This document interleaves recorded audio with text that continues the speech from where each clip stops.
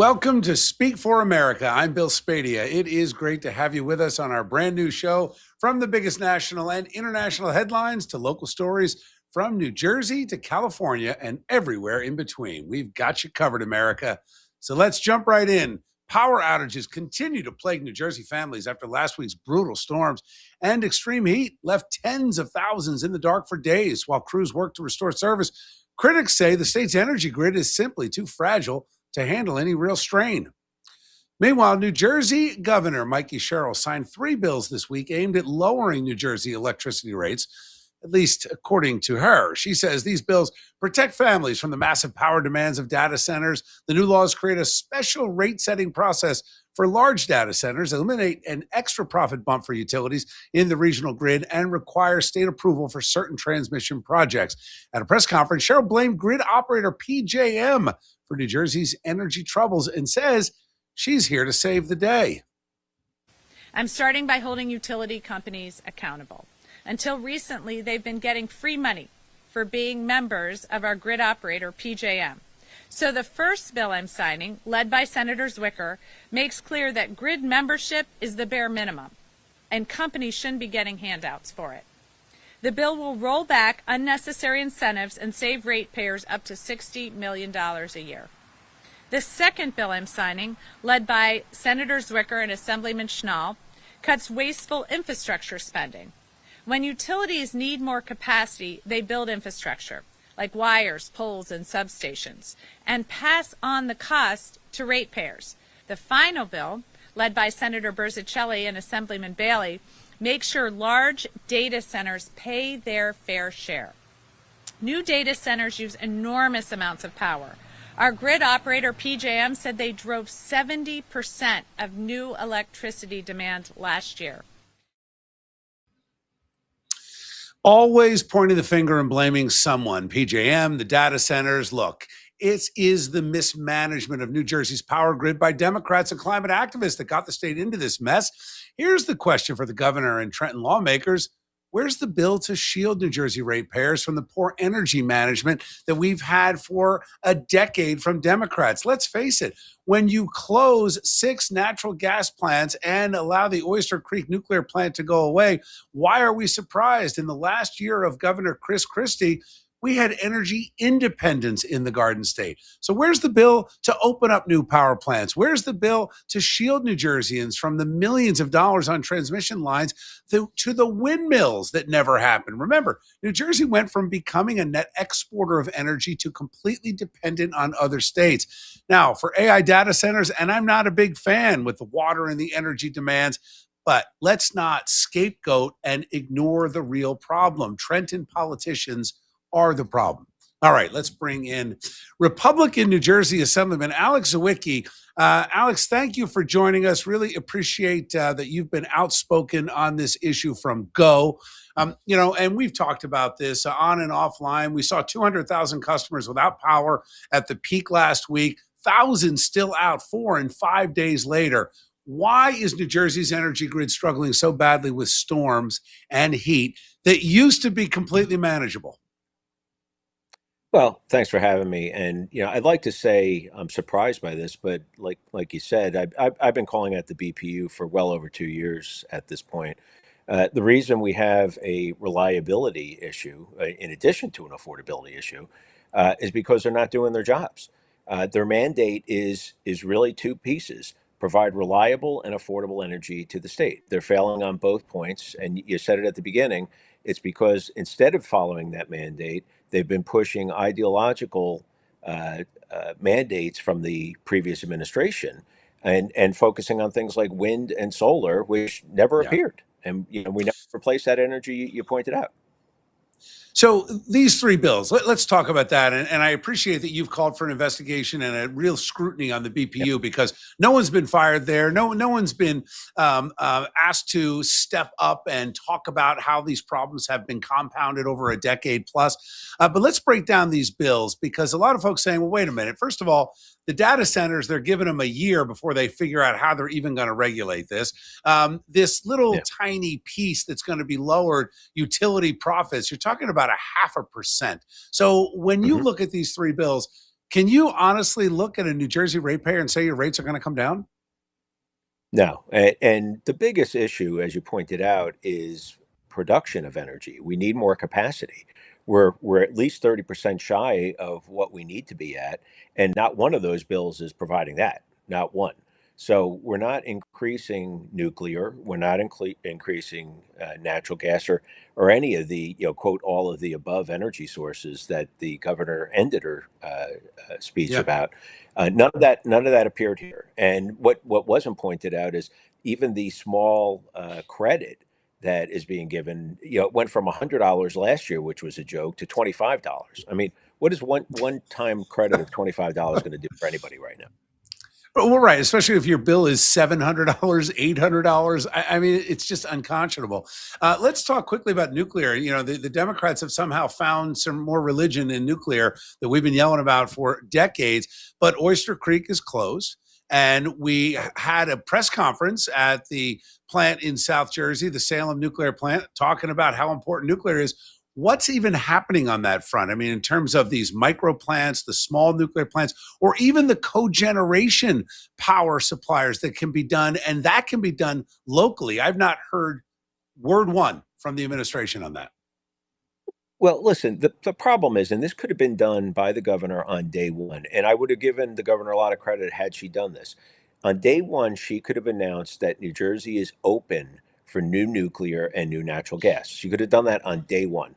The firms that build those types of plants are not going to look to do business in the state of New Jersey, given the policies that have been pushed on everybody over the last 8 years.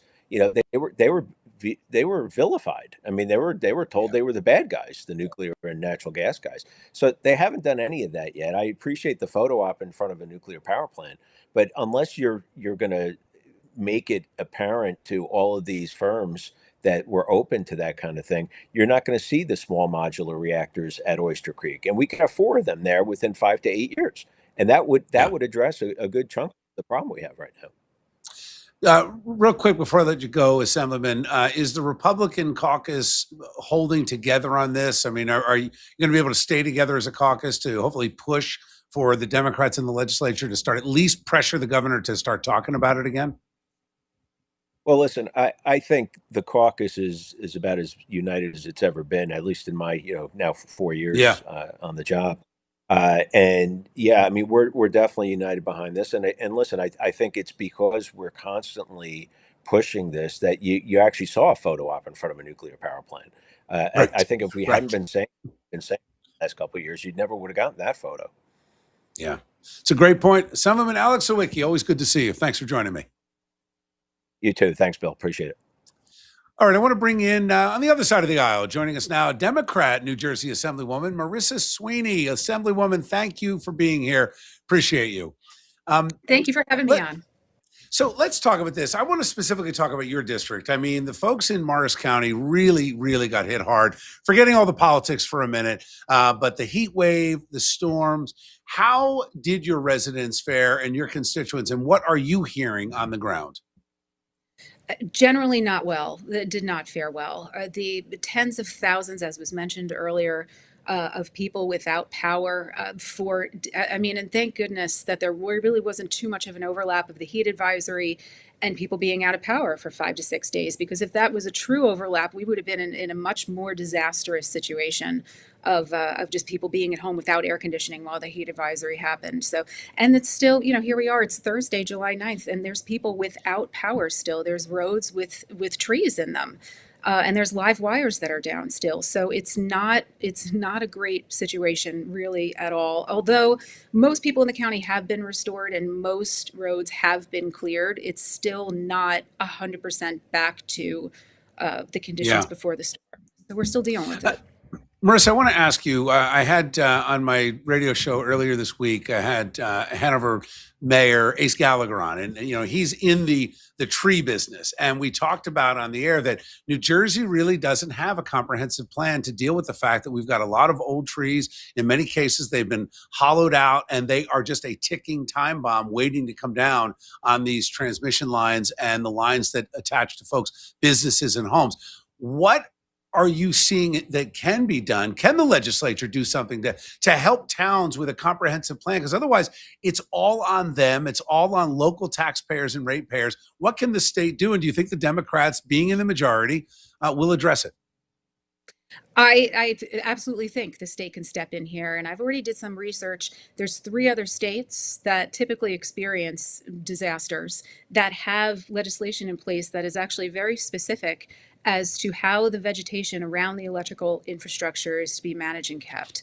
And there was a JCP&L call for elected officials a couple nights ago that I got on, and somebody had asked the question, like, what can we do to prevent something so disastrous, to prevent our whole electrical infrastructure falling in on itself the next time? Because this isn't the last time. It's most certainly not the first.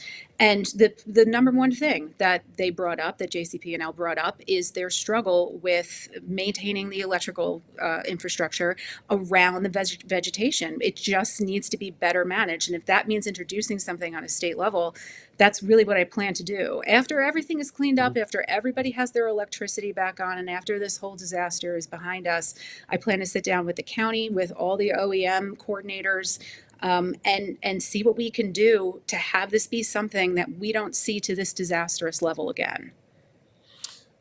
Yes, of course, you got to wait till the dust settles and the power's back on. But let's talk about power for a minute. I mean, now you see Democrats. I mean, your party, the primaries are dominated by the environmental lobby. There's a lot of money that is spent, and for the last 10 years, there's been this move towards solar and wind. And of course, the whole wind, it was a debacle in this state. Never got off the ground. A lot of money wasted.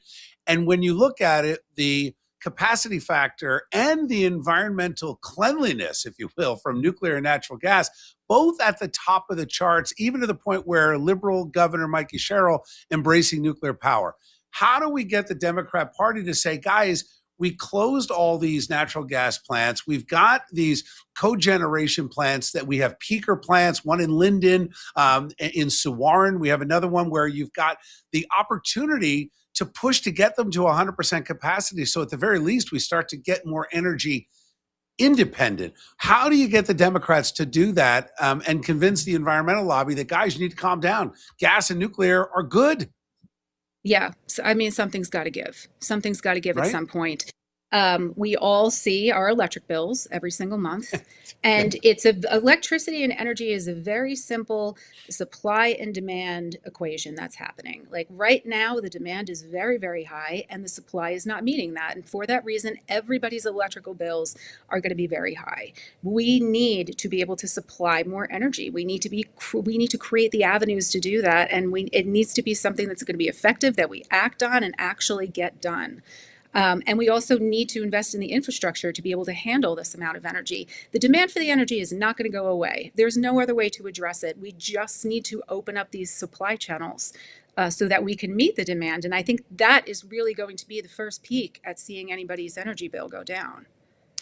Marissa, do you think, real quick on the data centers, and maybe this is where there's common ground, because I don't like them, and I understand the government. I don't agree with the governor scapegoating them for this issue. That said, did we put the cart before the horse? And should we have a moratorium on all these data centers before we figure out the energy problem? Because the problem's only going to get worse. The problem's only going to get worse. Yeah, absolutely. I think we really do have to, with the abundance of AI centers that are trying to come about, we It's like need to 80 be able to. in this state. Yeah, absolutely, and Right? it's happening rapidly, and the demand for the AI centers is growing at an exponential rate, one that we've never seen before. So, Yeah. and just to kind of let everybody come in and open up your AI center is going to have is going to have a backlash to it that we are not ready for. So Yeah. I think a lot has to be assessed of like, what's the real energy cost? And think of all the other resources, like the amount of water that all these AI centers are going to be using, the Right. tax on the highlands that it's going to cause. So I think we really need to have a full on assessment of how these AI centers coming in, especially at the rate that they want to come in at, is Yeah. going to affect us. How is it going to strain our already strained system? So Yeah. yeah, a much better assessment needs to happen before we just let it all come in. Common sense allows us to find common ground. Assemblywoman Marissa Sweeney, Great to see you. Thanks, Marissa. We'll see you soon. Thank you for having me on. You got it. All right. Talking about weather and heat wave, we are expecting another heat wave for parts of the United States. Florida, in particular, seeing a massive plume of Saharan dust drifting across the Sunshine State. Meteorologist Mike Favetta explains what we can expect in the days ahead. Mike? Hey, Bill. Yeah, we've had these tropical levels of moisture. So it's the high heat and high humidity combined that has been plaguing some parts of the country. One of them in particular is with this heat dome setting up over Florida, the big high pressure, the swirling southwesterly winds around it. And everywhere you see the shade of purple, that's the dangerous to extreme levels of heat and humidity combined. Something you typically see in the southeastern corner of the U.S. this time of year, especially as we enter the middle of July. But out west, this is where it's unusual because a similar scenario is shaping up with another high pressure system, allowing for all of that sinking air and record heat, with temperatures feeling like they're above 100 degrees in the desert southwest, even extending to the Pacific coast. And that's something unusual. So we had the heat dome across the east coast last week. There's another one setting up down across the southwest, and there's the one across the southeast. But as this lifts over the next several days into next week, we have another heat dome shaping up across the middle of the country, and you can already see the early signs of it into this weekend, and that will extend across most of the country going into next week. That's part one. Part two is the Saharan dust that's coming in off the coast of Africa. So it's called SAL, or the Saharan air layer, and it's all of this dust particles that are suspended high in the atmosphere that go across the Atlantic basin. This is also where the hurricanes typically form this time of year as we begin to enter the peak of hurricane season. But looking at where the Saharan air layer is going, right there toward Florida, this will create some conditions that won't exactly be favorable for hurricane development, as that dust tends to quell the development of thunderstorms high in the atmosphere, the type of storms that are a precursor to hurricanes and tropical activity. What it will do, lower air quality, especially closer to the surface, and also, more importantly, make for those pretty sunsets and sunrises with those shades of orange in the sky. If you ever look up and wonder, why does the sky look so white today? It's usually the particulate matter in the sky, and that's what's occurring right here across most of the Gulf of Mexico, where a lot of the hurricanes typically form in June and July and early August. Probably not going to be the case. It's really putting a lid on tropical activity, which is some good news for those keeping an eye on hurricane season, but also areas in that part of the country under a significant drought, so they could really use the tropical moisture, even if it were just a tropical system or two. Meteorologist Mike Favetta. Appreciate you, Mike. Thank you. Up next, a look at what it takes to secure the area and keep people safe when buildings have serious structural issues like we saw this week in New York City.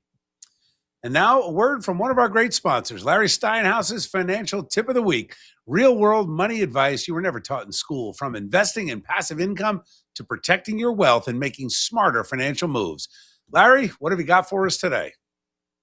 Hey, Bill. Today I want to talk to you about something that's generating a lot of conversation: the new Trump accounts.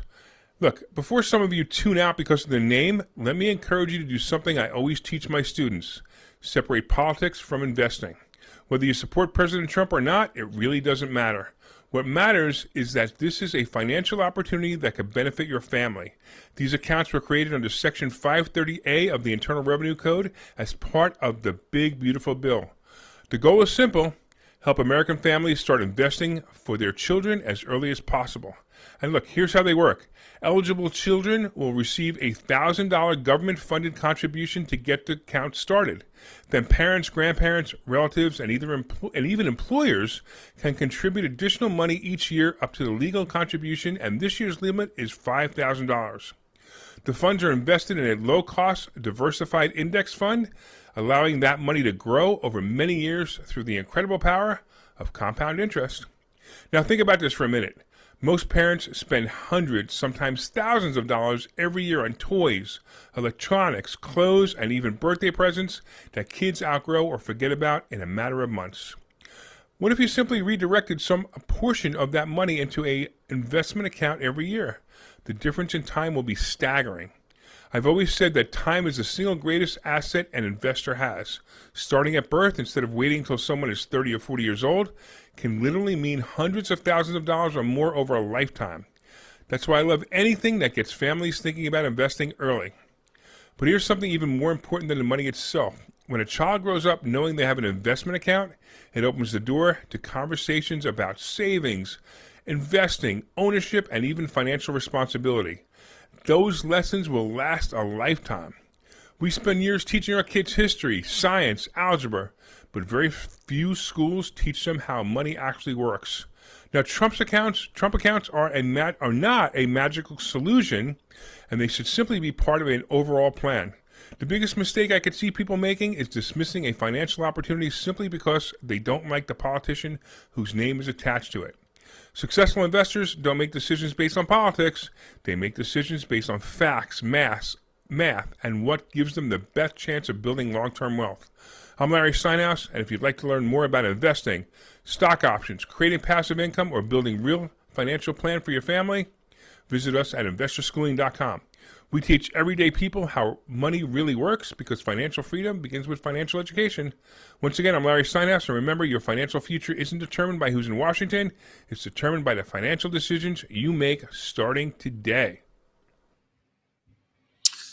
Great advice and input. We always appreciate your expertise, Larry. Larry Steinhaus, always appreciate you. Visit investorschooling.com if you'd like to learn more.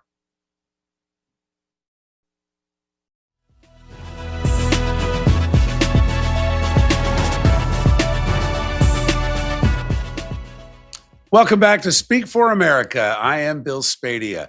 Emergency crews say they've stabilized a structural emergency in Midtown Manhattan. Two steel support beams on the 21st floor of a 37-story building under renovation buckled, causing sagging floors. At least 9 nearby buildings were evacuated as a precaution. No injuries have been reported. Officials say the building has stabilized, but the general area remains closed while crews install emergency shoring. More reinforcement work continues, but questions remain about long-term security and public safety in the area. Joining us now with insight is security and law enforcement expert Greg Sanfilippo, Vice President of Doyle Security Services in New York City. Greg, good to have you back on the show. Great to be back, Bill. So let me ask you, from a security perspective, how complex is an incident like this for first responders and city officials managing this site? I mean, we saw the video of the workers going up there, seeing these beams start to buckle and the glass breaking. What goes on from a first responder point of view?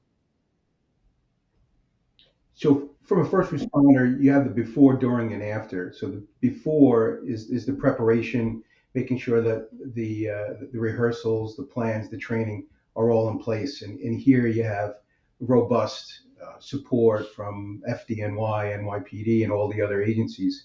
So once the incident happens, looks like chaos from the outside, but they're going back through. And you see this a lot. It's very unusual in this case where it was structural beams. You see a lot of times crane collapses, exterior scaffolding collapses. So that same response, but this was unique. That rarely happens without some sort of other fire or something else. Yeah. Now they've cleared. Greg, I mean, they've cleared some buildings to be reoccupied, but others are still remaining evacuated. What challenges do the authorities face in balancing with the business continuity? I mean, you're going to have a lot of aggravated, angry people. And in your experience, from a law enforcement perspective, you think, are people more aggravated at the inconvenience, or are they like, hey, I don't want to be anywhere near this thing because I saw the video and I don't want it caving in on me?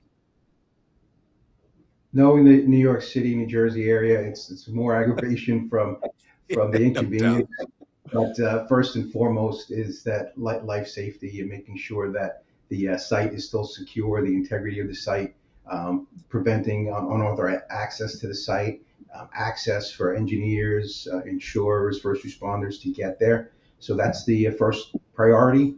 And then slowly that frozen zone will be shrunk down, and then life will go back to normal for the residents around there. So let's just talk about the folks in New York City. What can New Yorkers expect? And me, I'm now commuting again, back and forth to New York on to do shows on the weekends and at night. What can we expect in terms of road closures, and at what point, how does this get back to normal?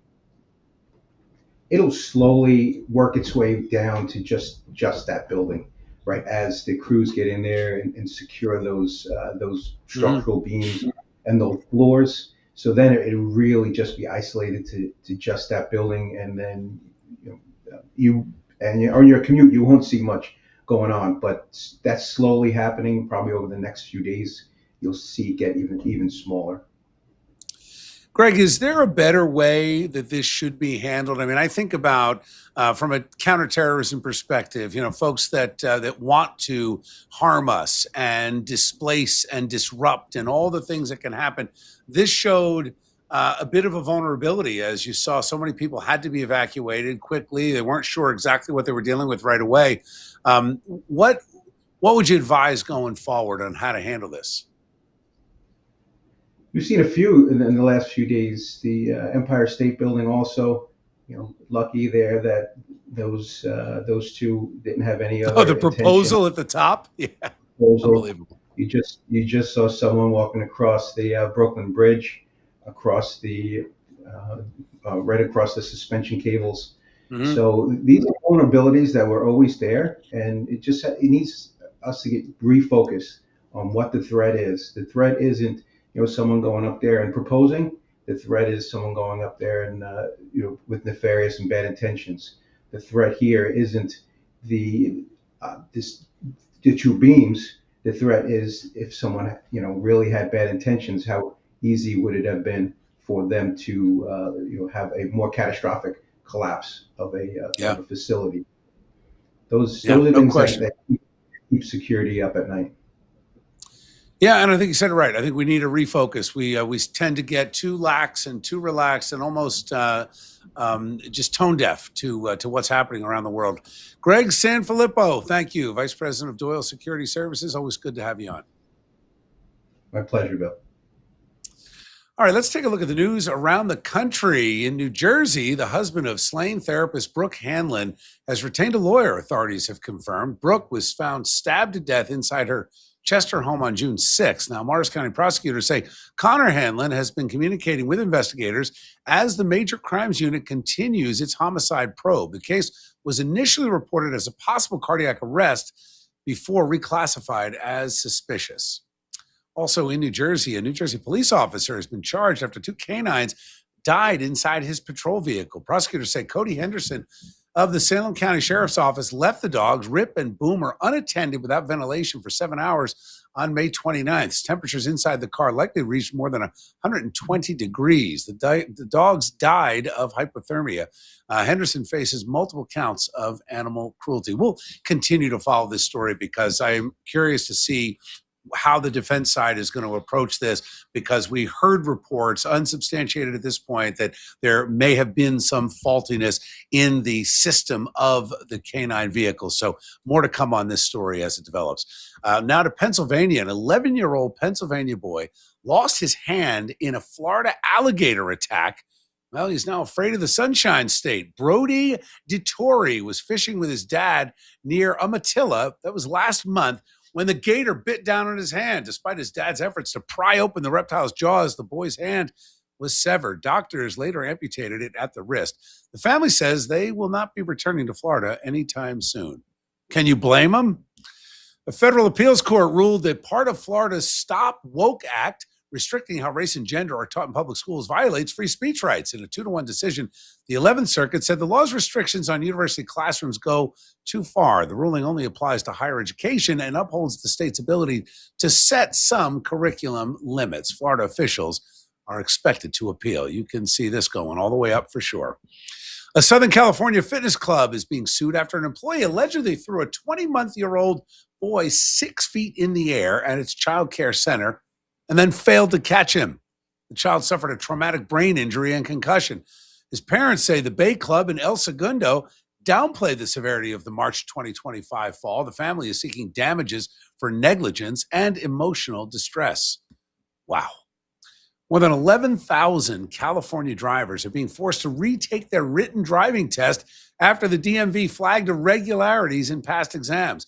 The agency sent letters warning that licenses will be canceled unless they pass a new test within 30 days. Drivers must schedule an appointment and bring the official letter. No walk-ins allowed. The DMV has not said whether the issue was cheating or a technical glitch. Man, DMV problems, doesn't matter what state you're in. A small West Virginia town is in turmoil after the entire Barackville Police Department was abruptly relieved of duty by the mayor and city council just days after the police chief resigned. Chief Zachary Freeburn stepped down, citing alleged interference and illegal directives from the new town council, sparking public outrage and demands for transparency. Residents are now questioning the sudden collapse of their local police force. Up next, how Senator Mitch McConnell's absence is impacting politics in Washington and how it could actually help President Trump's plans. Now a word from another great sponsor, Dr. Adriana Lombardi, Skin Cancer and Cosmetic Surgery Center of New Jersey. Here at the Skin Cancer and Cosmetic Surgery Center, we really love to get to know our patients. We want to work together with them to reach their goals and make them feel the most comfortable they can. I was planning to open the Skin Cancer and Cosmetic Surgery Center. I wanted a personalized approach to medicine. I felt that medicine was getting commercialized in general, and I had a vision of opening my own practice, including my sister who's a medical esthetician, and being able to treat the patient as a whole. We offer cosmetic procedures, we offer skin cancer surgery, we have general dermatology visits, and different types of non-invasive aesthetic treatments all under one roof. I focus on non-invasive treatments that help better your skin health and help you also feel good from the inside out. I try to approach each patient like a family member. I really love to get to know my patients. We have their best interests in mind, so we want to hold their hand on their journey of feeling better about themselves or getting the right treatment done. Whether it's something non-invasive to something more invasive, we want to make sure that we're thoroughly explaining what the procedure entails, and we're also managing their expectations so we are both on the same page when it comes to results. Here in the office, I made a promise that we would always use the highest end technology, the most innovative technology and techniques for our patients. That goes from cool sculpting to Cutera's microneedling device that also is for skin tightening. And then we have different types of lasers by the Luminous that also deliver great results for pigmentation or scars, wrinkles, anything you're looking to address. After the procedures in our office, our patients often feel so much better about themselves, and people go about life a little bit differently when you have more confidence. So I really feel like it's so important to be the best version of yourself. Dr. Adriana Lombardi, Skin Cancer and Cosmetic Surgery Center of New Jersey. Visit sccsnj.com.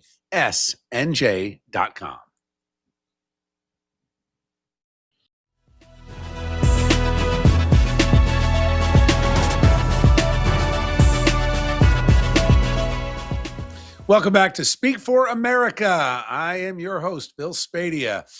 Let's jump into international affairs right now. American forces struck roughly 90 Iranian military targets on Wednesday, escalating the conflict just days after the ceasefire collapsed. This is the video of those strikes, which was released by the Pentagon.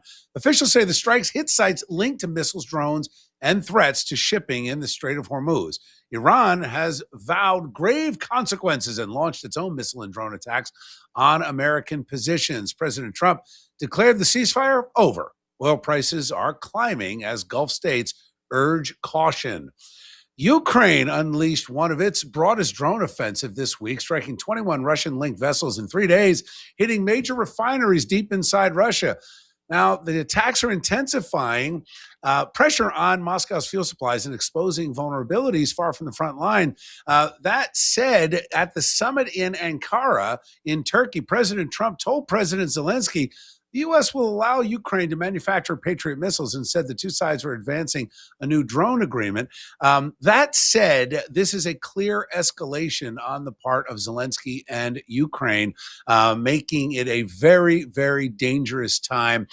President Trump would be well advised to get President Putin and Zelensky at the table and stop this. It is entirely reckless, if you ask me, to provoke a nuclear power by continuing to escalate. We know neither side is going to get total victory between Russia and Ukraine. Those border lines in Donbass are going to change, and Russia is going to get some of that territory. The faster we can get to closure, the better it is for stability in that part of the world. President Trump wrapping up a NATO summit in Ankara on a more upbeat note, praising the alliance's unity and progress toward higher defense spending. He sharply criticized Spain, calling the country a terrible partner that doesn't pay its fair share. He said the U.S. should cut off all trade with Spain. They responded by making a payment. Spain, I will say I did have issues with Spain, Germany, and I still do. But Spain came back all the way today. Spain was very generous today. You know, I told them I'm going to stop trading. What did Spain do to them? They honored the request for lots of payment. President also told Ukrainian President Zelensky the U.S. will allow Ukraine to produce its own Patriot air defense systems. At the NATO summit, a reporter asked President Trump what he would say to Americans who don't realize communism is knocking on their doorstep. Trump issued a stark warning, saying the United States is now in more danger than during World War I, World War II, 9/11, or Pearl Harbor. Take a listen. Okay. On communism, you've been issuing a wake-up call to Americans at home about the dangers of communism, and now you're speaking on the world stage. What's your message to people both living under communist and socialist regimes, but also people living under democracies like in Europe and America who might not have realized how close communism has come to home? Yeah, that's a great question, actually. But look, I want to get the word out because what's forming is communism in the country. And communism's easy to sell. I would be the greatest communist in history. I'd be right up there with Lenin. I'd be as good as anybody. You've got free rent for the rest of your life. What they don't say is that you'll be living in squalor in 12 months. You've got the free house. Would anybody like to have a free house? We'll take it away from somebody. We'll give it to you. You'll have murders all over the place. Communism's a disaster. It's been proven to be for thousands of years under different names, but same thing. The president added that once a country goes communist, you never come back and die in squalor. And there are plenty of examples over the past 80 plus years of that happening across the world. Let's not let it happen here. President Trump turning to the stalled Save America Act into major leverage fight on Capitol Hill. He's tying the elections bill, which includes voter ID and citizenship requirements, to defense spending, housing legislation, and Senate primaries as Republicans race to pass it before the midterms. Trump posted that pairing the SAVE Act with full defense funding can be done quickly to keep America secure for generations. Democrat Graham Plattner has suspended his campaign for the U.S. Senate in Maine following a sexual assault allegation. Plattner called the claim false, but said Democratic threats to cut off support forced his decision. The race against longtime Republican and liberal Senator Susan Collins is critical for Democrats if they're hoping to flip the Senate in November. Party leaders are now scrambling to select a replacement nominee before next week's deadline. Also in the U.S. Senate, Kentucky Governor Andy Beshear is pressing Senator Mitch McConnell for more information about his health. The Democrat sent a letter to the 84-year-old Republican who has been hospitalized in Washington for 3 weeks now with no public updates. Beshear says Kentuckians are increasingly concerned about McConnell's condition and ability to serve. McConnell is set to retire at the end of his term in January. Joining me now to talk about Mitch McConnell and Graham Plattner and a couple other things is our friend Ken Rosato, host of Mornings with Ken Rosato. Ken, great to see you. Thanks for taking the time to join me tonight. Good to be on with you. Just want to clarify something. I wasn't sure if you said that Beshear was a Democrat or Republican. He's a hardcore left-wing Democrat. So I just want to make sure that we have that clear. I did. I said Democrat. You are right. It's interesting, right? Kentucky is an interesting state. You've got this radical leftist Beshear. Then you've got your moderate McConnell, but you also have Rand Paul and it's and Tom Massey. I mean, you think about the contrast in Kentucky. Let's talk about Mitch McConnell for a minute. My theory here is that if that seat opens up, Bashir is going to get a vote. So I don't know that the president wants Mitch McConnell to come out because, as I understand it, the Democrat governor can appoint a replacement, send him to D.C. right when it's vacant. Yeah. So the way it works for people who get confused about it, because I've heard people on the quote unquote big networks making the mistake and saying when Congress members were absent or if they resigned that, the governor can replace them. No. Congress has to be elected directly by the people. Senators used to be appointed by the states, actually specifically by the state Senate. They used to elect a senator from the state Senate, and they used to go represent. It was never a direct vote until about 140 years ago. But in this case, Bashir can, if say something were to happen to Mitch McConnell, Bashir could appoint a senator who would fill the rest of the seat, which runs until the end of December. And then whoever runs in November and wins would win and then be sworn in January. But here's the situation. Right now, Republicans have a +3 in the U.S. Senate. Mm-hmm. So Mitch McConnell, who doesn't tend to side with Trump on a lot of things, the two of them butt heads because McConnell is a moderate. McConnell despises Trump. He's an anti-Trumper. But what he does do is he serves to make sure there is a Republican majority so Republicans can control all the committees. And that right there is worth its salt. So as long as he has a heartbeat, a pulse, as long as you could get a little tiny bit of fog on a mirror from his corpse, from his body while he's laying there in bed, that's all the Republicans want right now. There are a couple who've said the whip and the Senator Thune, the majority leader, both have said that they spoke to McConnell over the weekend. Now, I would love, Bill, for you to tell me what spoke means. Spoke could be, you're feeling great there, Mitch, aren't you? And then you hear in the background, yeah, so that might be it. That's it. But now Bashir, it's interesting. The governor wants to speak directly. Well, it's interesting because McConnell's been opposed to the Save America Act. So he's not even a guaranteed vote with the Republicans on this. I think President Trump made such a colossal error going after Tom Massey that, you could end up, if it's a special election to fill the vacancy, after an appointment, who knows? The president could be dealing with a Senator Tom Massey at some point.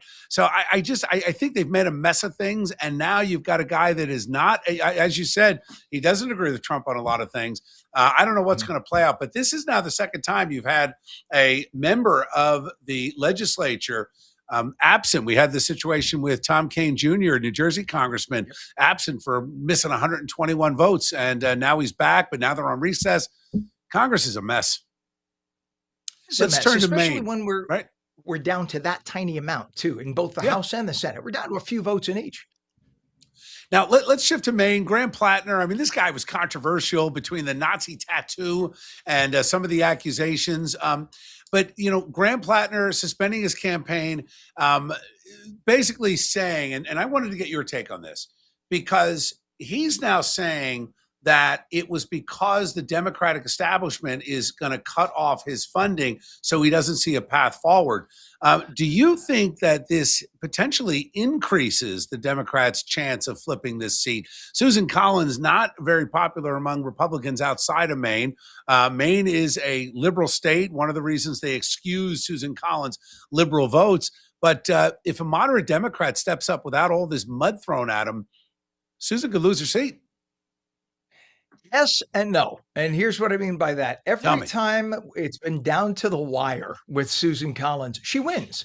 She has been behind. Actually, the last 3 times that she won her Senate seat, she was running behind by 3 to 5 points right up until Election Day, and she always squeaks it out. So I think the way it is there, I think they're very independent. The New Englanders, and I'm sure you know a bunch of them, I do too, they all are just stubborn, independent-minded individuals. Some of them are hardcore leftists on certain things, and at the same time, you think they're conservative when they talk about other things. It's hard to pin somebody from Maine. They're very confusing people. And I think that's the case with Collins.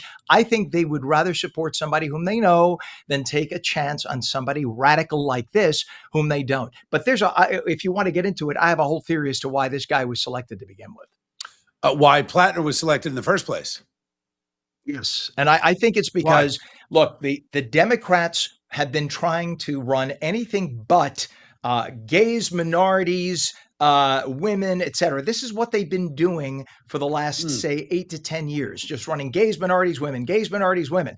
And they figured that when they look at a Trump who brings in someone like a Vance and brings in a cabinet of guys, of dudes, and you have all these white guys, and they're getting elected, including in minority districts in many cases. Hmm. In Florida, you have minority districts electing white guys, and you have white districts electing black guys who are Republicans.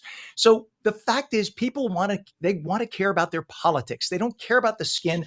Democrats are all about the skin color and not so much about the politics. It's all about an image. But the Democrats realized that running women, minorities, openly gay people, and soy boys was not winning them elections in many cases. So they looked for a real man, a white ex-military rough guy.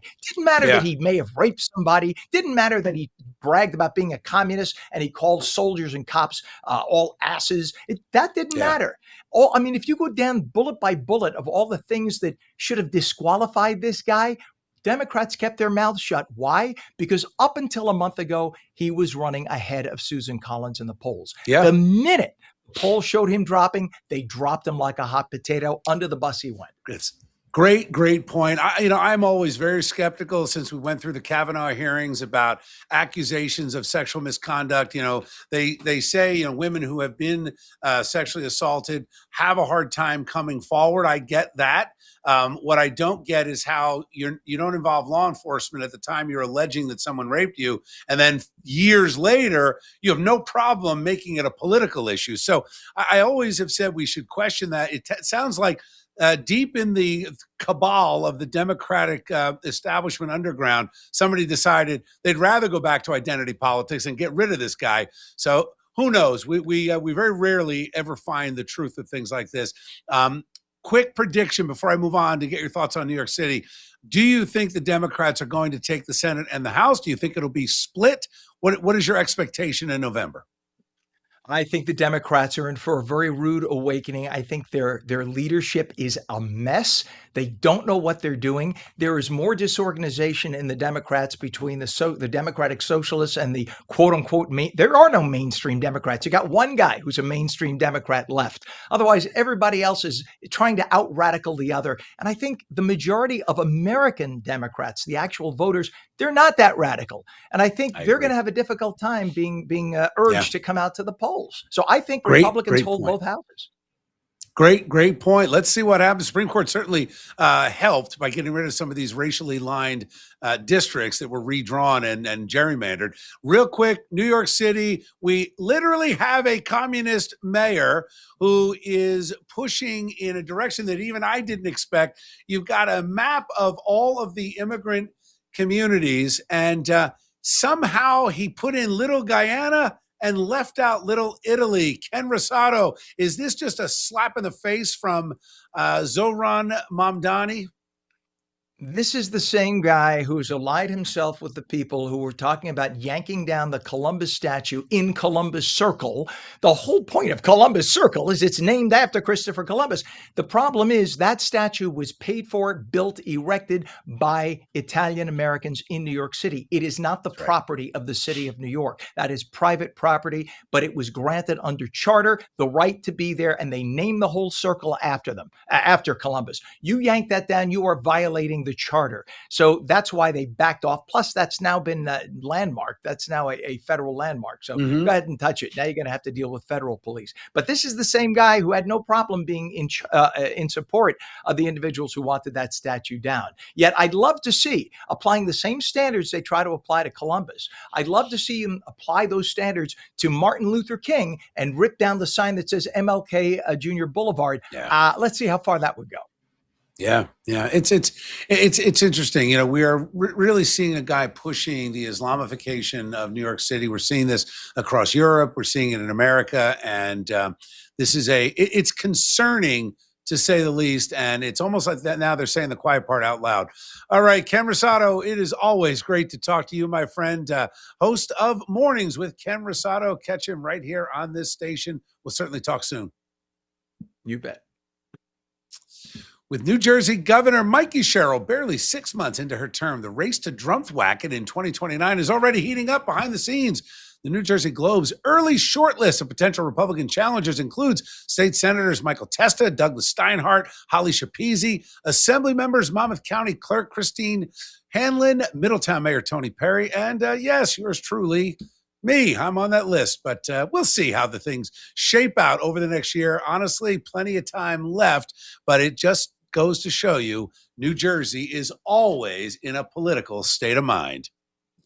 Reform UK leader Nigel Farage has resigned from Parliament, triggering a special election he hopes will prove the establishment is out to get him. Facing scrutiny over his finances, Farage called it a fight of people versus the establishment. Major parties say they will not field candidates against him, leaving him all but unopposed. Critics call the move a stunt to dodge questions. Interesting stuff in UK politics. French far-right leader Marine Le Pen has been found guilty of embezzlement, but an appeals court has shortened her sentence in a way that could still allow her to run for president in 2027. The court reduced her ban from public office and gave her a 3-year sentence with most of it suspended and a 1-year wearing an electronic tag. Le Pen has said she would not campaign while wearing the tag. We'll see. Politics around the globe heating up. You can't make this up. During debate on a bill that taxed private immigration detention facilities, New Jersey Assemblyman Paul Knitra argued the cost would ultimately fall on taxpayers. Somehow Democrats don't know this. He says since the government is the main customer, higher taxes on contractors will just get passed along.